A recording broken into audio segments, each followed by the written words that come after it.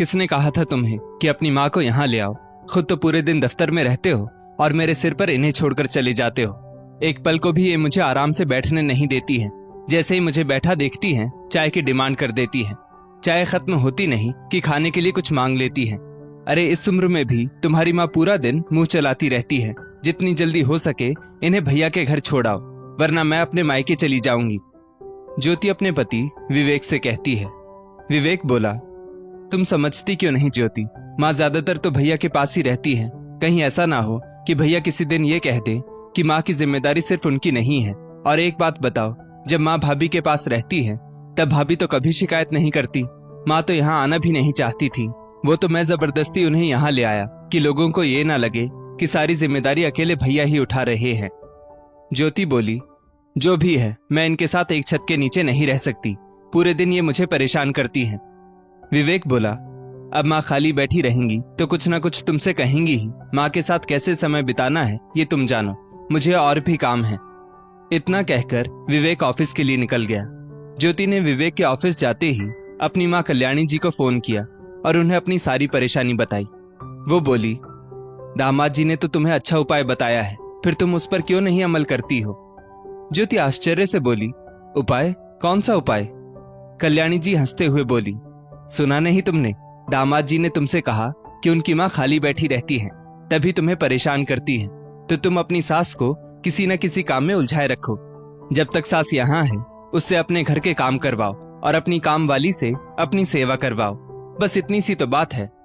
ज्योति हंसने लगी और बोली, हाय माँ, मैं उनकी बातों को नहीं समझी, पर आप कितनी जल्दी समझ गई। अब आज से ही मैं अपनी सास की ट्रेनिंग शुरू करती हूँ। दिन रात बैठकर मुझसे काम करवाती थी। अब बताती हूँ मैं इस बुढ़िया को कि काम किसे कहते हैं।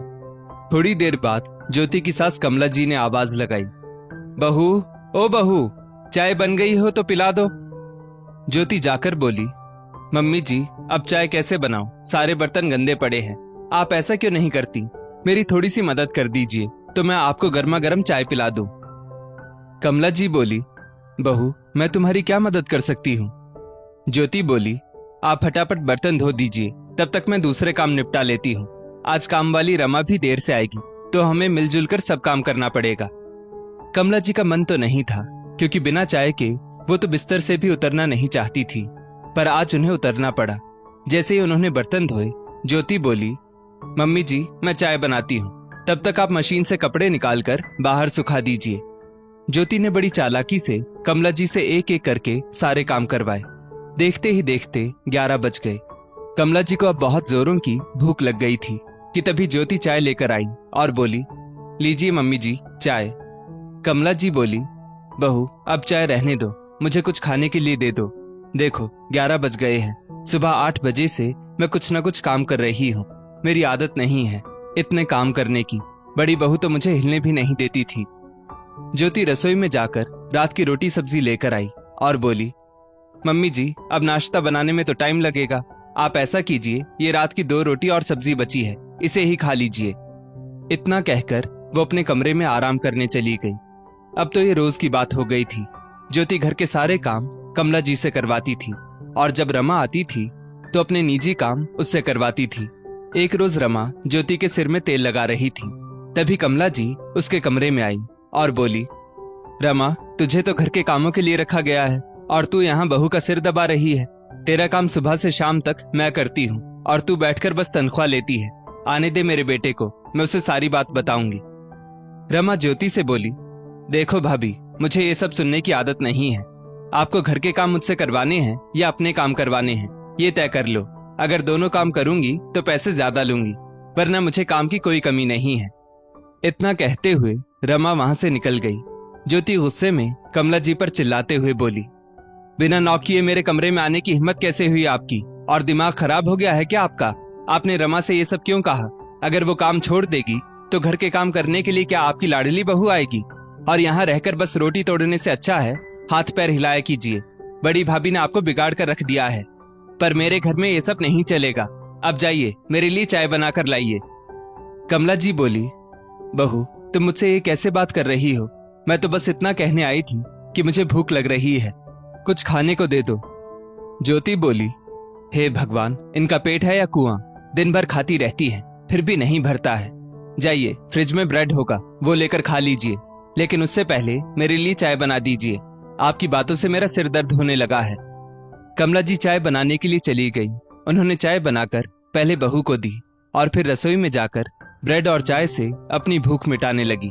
तभी ज्योति के पास उसकी माँ कल्याणी जी का फोन आया। ज्योति बोली, माँ, मेरी सास तो भुक्कड़ है, दिन रात बस खाती ही रहती है। वो बोली, अब क्या करोगी बेटा, गांव की औरतें ऐसी ही होती हैं। 2 रोटी में उनका पेट कहाँ भरता है। जब तक उन्हें भात दाल चोखा या दलिया ना खाने को दो, उनका पेट नहीं भरता है। दोनों माँ बेटी की बातें सुनकर कमला जी की आंखें भर आई। उनका बेटा भी तो अपनी माँ पर ध्यान नहीं देता था। आते जाते सामने माँ दिख जाए तो भी हालचाल तक नहीं पूछता था।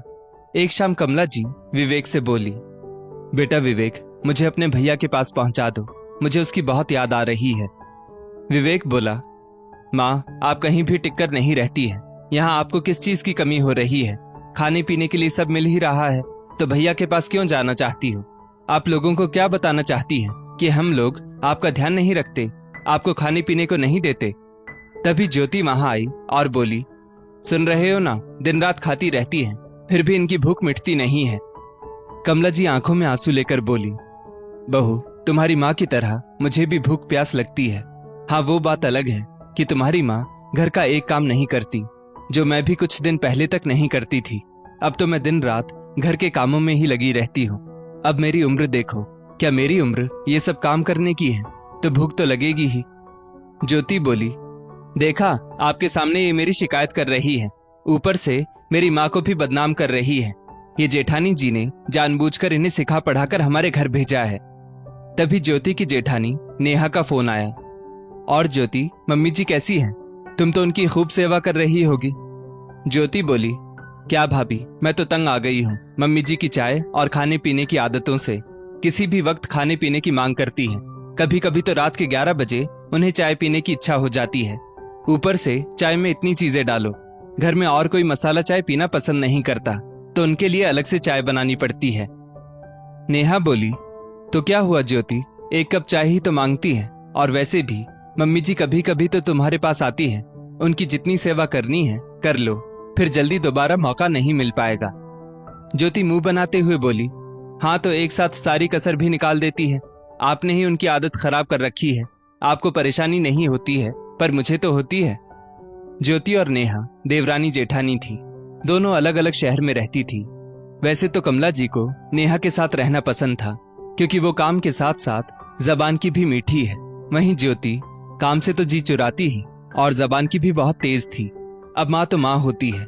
बेटे और पोते के मुंह में कमला जी उसके पास खिंची चली आई थी।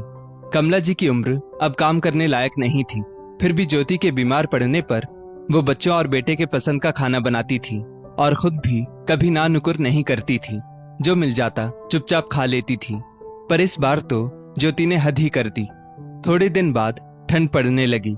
कमला जी ने ज्योति से कहा, बहू, मेरे लिए मसाले वाली चाय बना दो। बड़ी बहू चाय में दालचीनी, काली मिर्च, तुलसी, अदरक और इलायची सब डालकर बनाती है। इससे मुझे बहुत राहत मिलती है। ज्योति बोली, देखो तो जरा, इनके तो शौक ही खत्म नहीं होते हैं। अरे मुश्किल से तो मैं अपने और आपके लिए चाय बनाती हूँ, और फिर अब अलग से आपके लिए मसाले वाली चाय बनाऊंगी। जो बनाई है उसे पीना है तो पीजिए, वरना रहने दीजिए। बेचारी कमला जी चुपचाप वो फीकी सी चाय पीकर मन महसूस के रह जाती थी। एक दिन कमला जी ने ज्योति से कहा, बहू, मेरे कपड़े बहुत गंदे हो गए हैं, किसी दिन मशीन में डालकर इन्हें भी धो दो। ज्योति बोली, छी छी, मम्मी जी, अगर मशीन में आपके कपड़े डालूंगी तो मशीन भी गंदी हो जाएगी। वैसे भी ठंड का मौसम है, कपड़े कहाँ गंदे होते हैं। आप ऐसा क्यों नहीं करती कि एक साड़ी 4-5 दिन चलाए कीजिए। अरे कपड़े धोने में सर्फ और बिजली का बिल भी तो लगता है। कुछ तो अपने बेटे का ख्याल कीजिए। जैसे जैसे आपकी उम्र हो रही है, आप बहुत स्वार्थी होती जा रही है। बहू की ये बातें सुनकर कमला जी की आंखों में आंसू आ गए। जैसे जैसे समय बीत रहा था, कमला जी की तबीयत बिगड़ने लगी। एक दिन उन्होंने विवेक से बहुत आग्रह किया कि मुझे बड़े बेटे मानव के पास भेज दो। बार बार आग्रह करने पर विवेक ने अपनी भाभी नेहा को फोन लगाया और माँ की उनसे बात करवाई। अपनी सास की आवाज सुनते ही नेहा सब समझ गई। वो बोली, मम्मी जी, आप चिंता मत कीजिए, मैं कल ही इन्हें आपको लेने के लिए भेजती हूँ। नेहा ने ज्योति से फोन पर कहा, ज्योति, मम्मी जी पहले ही हमारी वजह से खाने पीने में कितने समझौते करती है, तो क्या एक कप चाय भी तुम उन्हें ढंग से बनाकर नहीं दे सकती? ये मत भूलो कि एक दिन हमें भी इसी अवस्था से गुजरना है। तब तुम्हारी बहू तुम्हारे साथ ऐसा करेगी तो तुम्हें कैसा लगेगा? मम्मी जी बुजुर्ग हो गई है, ठंड सह नहीं पाती। अगर मसाला चाय पीकर उन्हें अच्छा महसूस होता है तो तुम उन्हें बनाकर नहीं दे सकती? ज्योति बोली, क्या मम्मी जी ने आपसे मेरी शिकायत की? नेहा बोली, शिकायत करने की जरूरत नहीं है। उनकी आवाज से ही मैं सब समझ जाती हूँ। उनकी माँ ठीक से देखभाल नहीं हो रही है। बेहतर होगा तुम उन्हें यहीं भेज दो। इतना कहकर नेहा ने फोन रख दिया। ज्योति गुस्से में कमला जी के कमरे में गई और बोली, आपकी हिम्मत कैसे हुई जेठानी जी से मेरी शिकायत करने की? और आपको क्या लगता है वो मेरा क्या ही बिगाड़ सकती है? मैं सब समझती हूँ। वो आपको अपने पास क्यों रखना चाहती है? अरे ससुर जी की पेंशन का पैसा वहीं के अकाउंट में रखा रहता है और गांव से जो कुछ भी आता है उसकी जानकारी भी जेठ जी ही रखते हैं। मैं कहती हूँ, क्या ये आपके बेटे नहीं? फिर आप इतना भेदभाव कैसे कर सकती हैं? कमला जी रोते हुए बोली, बहू, ये कैसी बातें कर रही हो तुम? दोनों बच्चे मेरे ही हैं।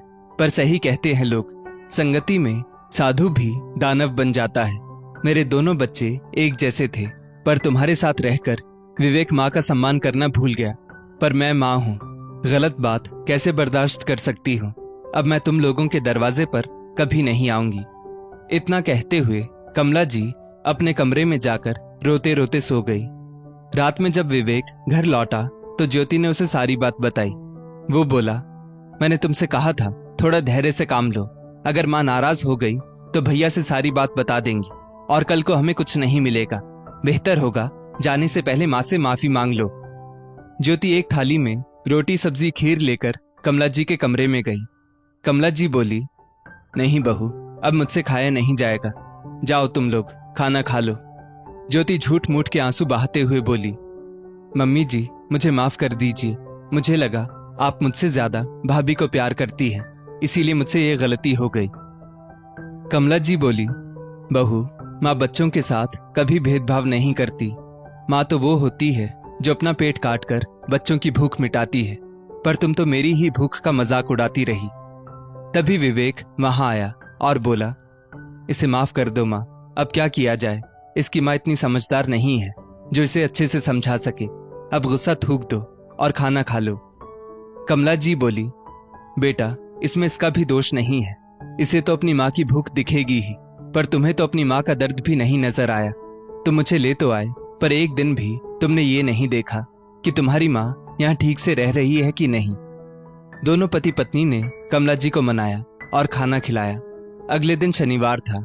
मानव माँ को लेने पहुंचा।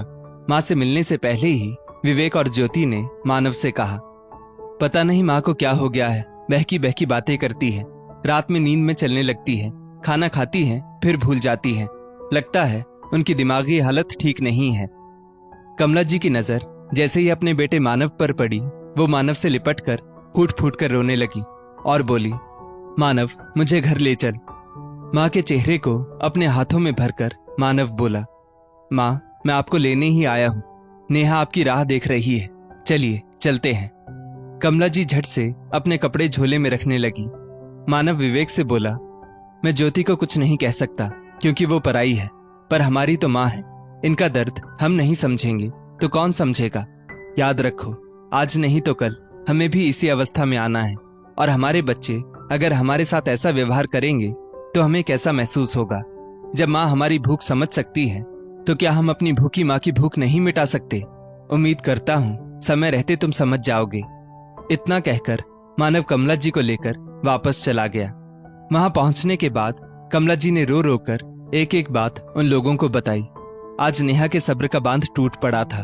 उसने ज्योति को फोन लगाया और खूब खरी खोटी सुनाई कि तुम्हारी हिम्मत कैसे हुई मम्मी जी के साथ ऐसा व्यवहार करने की। अरे सास की सेवा नहीं करती हो और उनसे घर का काम करवाती हो, शर्म नहीं आती? क्या अपनी माँ से तुम नौकरों वाले काम करवाओगी? तुमने जो किया है उसके बाद तुम्हारे साथ रिश्ता रखना है या नहीं, ये तो समय ही बताएगा।